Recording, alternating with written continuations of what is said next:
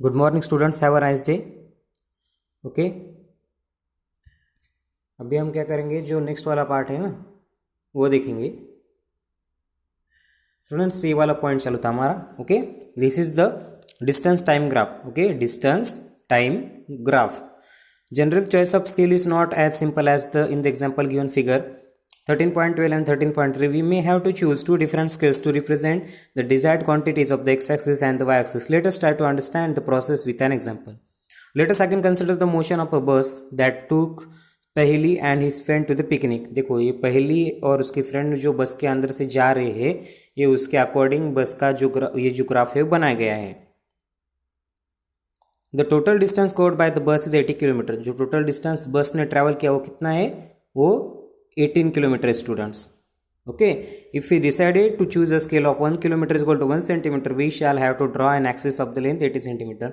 This is not possible on the sheet of paper. On the other hand, a scale of 10 km is equal to 1 centimeter would be required and axis of the length only 8 centimeter.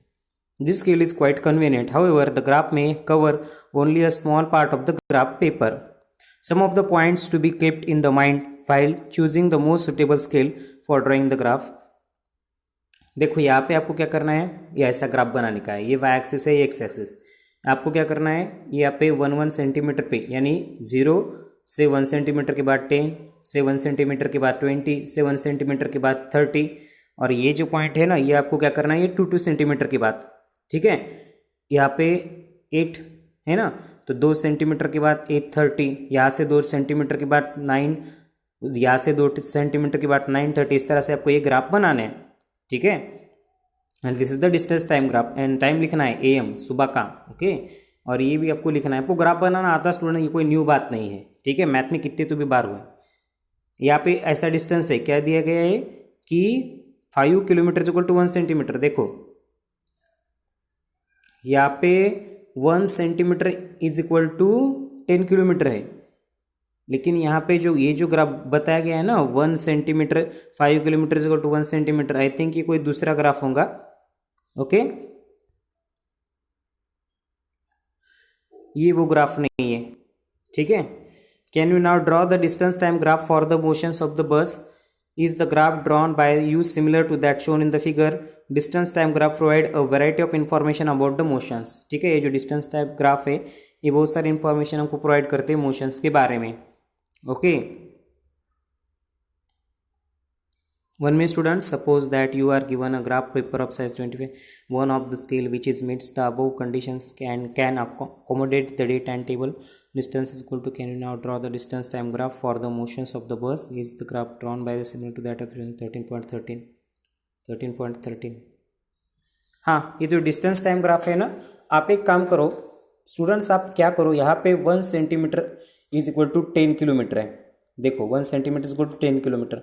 आप क्या करो, 1 centimetre is equal to 5 kilometre करो, और means क्या होगा, यहाँ से लेकर 1 सेंटीमीटर यहाँ पे 5 आएगा, यहाँ पे 10, यहाँ पे 15, यहाँ पे 20, ऐसा ही ग्राफ आएगा। और ठीक है, ये तो जैसा का वैसा ही रहेगा। आपको ये आधा घंटे का आधा घंटा चलने दो। ठीक है, फिर क्या होगा, वो जो डिस्टेंस टाइप ग्राफ है ना, वो आपको प्रॉपरली समझ में आएगा। रियलिटी में स्टूडेंट्स ग्राफ कैसे आती है, डिस्टेंस टाइम ग्राफ ये इस तरह से आता है। ये इस तरह से क्या होता है, डिस्टेंस टाइम ग्राफ आता है। रियलिटी में क्यों आता है, क्योंकि समझो हम अभी ऐसा इमेजिन करेंगे कि ये डिस्टेंस है कि, और ये क्या है, ये टाइम है। ठीक है, अब कंटिन्यू गाड़ी मोशन में रहती है, क्या मीन्स बरोबर आधे घंटे में 10 किलोमीटर, बरोबर आधे घंटे में, जैसे यहाँ पे दिया गया है कि आधे घंटे में क्या है, 10 किलोमीटर है। वैसा रियलिटी में पॉसिबल है क्या स्टूडेंट्स? नहीं, ये कम ज़्यादा होते रहता है। तो इसकी वजह से ये जो ग्राफ है ना, डिस्टेंस टाइम ग्राफ, ये ऐसा सीधा नहीं आएगा, ये स्टूडेंट्स आएगा, ये इस तरह से आएगा। ओके, ये इस तरह से आएगा। इस तरह से डिस्टेंस टाइम ग्राफ आएगा, कम ज़्यादा कम ज़्यादा। इसका मैं एक बार आपको ग्राफ पेपर के ऊपर निकाल के बताता। ठीक है, when compared to the data presented by a table, for example 13.5, given information about the distance moved by the bus only at some definite time, okay, intervals. On the other hand, from the distance time graph we can find the distance moved by the bus at any instance of time. Suppose we want to know how much the distance the bus has to travel at 8:15 am. We mark that point corresponding to the time 8:50 am on the x-axis. Suppose this point A. Next we draw a line perpendicular to x axis to the y axis at point A. We mark the point T on the graph at which this perpendicular line intersect it. Okay students, ये जो part है ना वो अब confuse, आपको इसके लिए कोई थोड़ा सा भी कन्फ्यूज होने की ज़रूरत नहीं है। मुझे पता है ये जो पार्ट है आपको नहीं समझ में आ रहा होगा, क्योंकि इसको दिखाने के लिए मुझे रियलिटी में ग्राफ निकालना पड़ता है। मैं क्या करूँगा, वो ग्राफ निकालूंगा, उसके बाद एक करेक्ट इन्फॉर्मेशन मैं आपको दूंगा। तब तक ये पार्ट में अभी यहाँ तक बता दिया मैंने, इसके आगे वाला पार्ट में ग्राफ पेपर के ऊपर निकाल के बता दूंगा प्रॉपरली। ये पार्ट फिर से बताऊंगा ग्राफ पेपर के ऊपर निकाल के। ओके नाउ स्टूडेंट्स, इसके आंसर मैं आपको दे दूंगा। अभी हम स्टार्ट करते हैं नेक्स्ट वाला चैप्टर। 1 minute students. ओके, इसके बाद वाला जो नेक्स्ट पार्ट है ना, नेक्स्ट वाले चैप्टर का, वो स्टार्ट कर रहा हूं मैं। ये है electric current and its effect. Okay, ये वाला आपका नेक्स्ट चैप्टर है students. You might have tried the game how steady is your hand suggest in chapter 12 of class 6। If not you may try it out now. Paheli and Bujo had also set up the game by connecting an electric circuit as suggested in class 6. They had lots of fun trying it out with their families and friends. They enjoyed it so much that they described to suggest it to cousin of their who stayed in a different town. देखो, okay, has to various electric components were to be connected. ये activity students आपको करके क्या करना है, उसको आपको explain करना है स्टूडेंट्स। इसमें क्या है, एक की है, ओके, ये वायर है, ये बल्ब है, इसकी जगह आप एलईडी की बल्ब का इस्तेमाल कर सकते हो स्टूडेंट्स। ओके, और ये क्या है, ये एक तरह से कह सकते हैं हम कि ये भी एक कीच है, और ये क्या है, ये सेल है। ठीक है, जब ये एक दूसरे से कनेक्टेड होंगे तभी ये लाइट बल्ब ग्लो करेगा। ओके, अगर इस चाबी से मैंने वायर निकाल दिया समझो तो ये बंद हो जाएगा। यहाँ से भी मैंने वायर को निकाल दिया, या इसको यस यहाँ से भी वायर को निकाल दिया तो भी ये बंद हो जाएगा। Okay students, can you draw this circuit conveniently? It made बुजो wonder if there was an easier way to represent this electric components. Some common electric components can be represented by symbol in figure 14.1. Some electrical component and their symbols are shown. You may come across different symbols for these components in different books. However, in this book, we shall be using the symbol shown here. Look at the symbol carefully in the symbol for the electric cell. Notice that there is a longer line and the shorter but thicker parallel lines. ठीक है, यहाँ पे जो बताया गया है क्या है, यहाँ पे बताया गया है कि ये है वो डायग्राम। इस डायग्राम के बारे में इंफॉर्मेशन दी गई स्टूडेंट्स। देखो, this is the electrical cell. ये इलेक्ट्रिकल सेल का ये क्या है, ये इलेक्ट्रिकल सेल से इसका सिंबल इस तरह से। जब भी आप 12th स्टैंडर्ड तक जाओगे तब आपको इस सिंबल को ध्यान में रखना है। जब भी कहीं पे अभी इलेक्ट्रिकल सेल्स को दिखाया जाएगा, इसको सर्किट कहा जाता है। ये जो आपको दिख रहा है ना, इसको सर्किट कहा जाता है। ठीक है, ये इलेक्ट्रिक सर्किट में कभी भी अभी नेक्स्ट टाइम पे ये बल्ब इस तरह से शो नहीं होगा, ये बल्ब शो होगा इस तरह से। ओके, और जो सेल वो इस तरह से कभी शो नहीं होगा, वो सेल होगा इस तरह से शो। स्विचेस ऑन पोजीशन पे स्विच है तो वो इस तरह से दिखाया जाएगा, और स्विच ऑफ है यानी बटन बंद है, ये इस तरह से। ठीक है, इनके बीच में कांटेक्ट नहीं है ना, ये वायर और इसकी के बीच में कांटेक्ट नहीं, तो ये बंद दिखाने के लिए इस तरह से सिंबल का यूज किया जाता है। ठीक है, okay, this is the battery. जब दो बैटरी एक दूसरे को ज्वाइन होंगे तो इस तरह से दिखाया जाएगा। ये जो टर्मिनल्स है ना, ये वाला ये पॉजिटिव टर्मिनल्स है, और ये वाला जो टर्मिनल्स है वो नेगेटिव टर्मिनल्स है। इसको देखने आपको समझने के लिए कोई भी एक सेल लो, सेल के ऊपर या ऐसा लिखे वाला रहता positive negative. Okay, you understand students.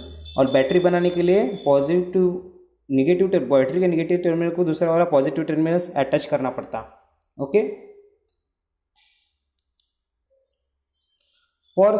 Okay, the longer line represent the positive terminals and the shorter line represent the negative terminals. Okay, ये बोला ना अभी यहाँ पे मैंने, longer line means positive terminal, shorter line means negative terminal, इसकी बात हो रही। ये लॉन्गर लाइन ये सेल की पॉजिटिव टर्मिनल्स, ये शॉर्टर लाइन ये सेल की negative terminals. For a switch, the on position and the off position are represented by the symbol as shown in the figure. The wire used to connect the various components in the circuit are represented by lines. In table 14.1, a battery and its symbol are also shown. Do you know what a battery is? देखो, आपको battery means what पता है? Look at the symbols of a battery. Can you make out what a battery could be? For some of the activities we may need more than one cells. So we connect two or more cells together as shown in the figure.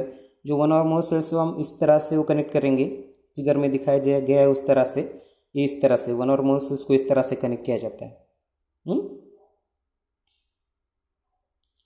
ये जो पूरी activity है देखो, यहाँ से लेकर यहाँ तक, इसमें ये यहाँ के पार्ट तक यहाँ तक क्या बताया गया है कि ये सब बताया गया है कि तुमको इलेक्ट्रिक सेल को इस तरह से डिस्क्राइब करना है।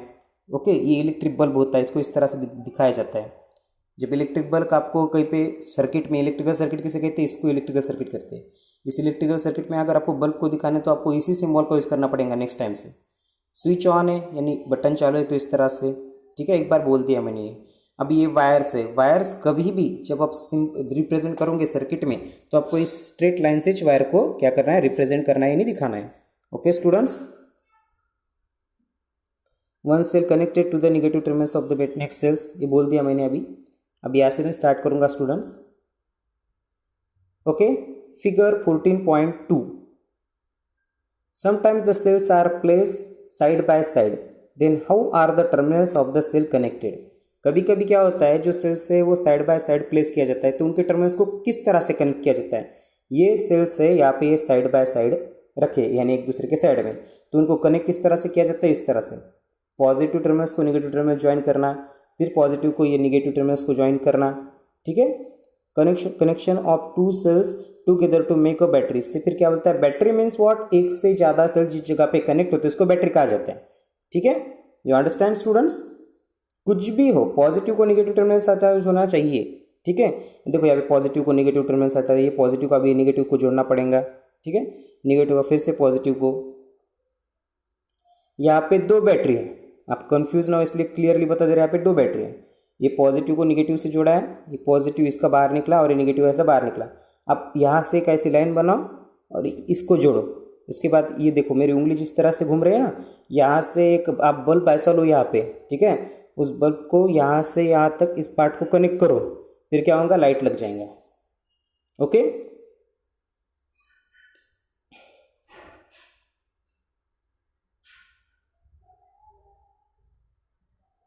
ओके स्टूडेंट्स, तो इसके आगे वाला जो पार्ट है ना उसको अभी हम नेक्स्ट वीडियो में देखेंगे। Okay, now bye students.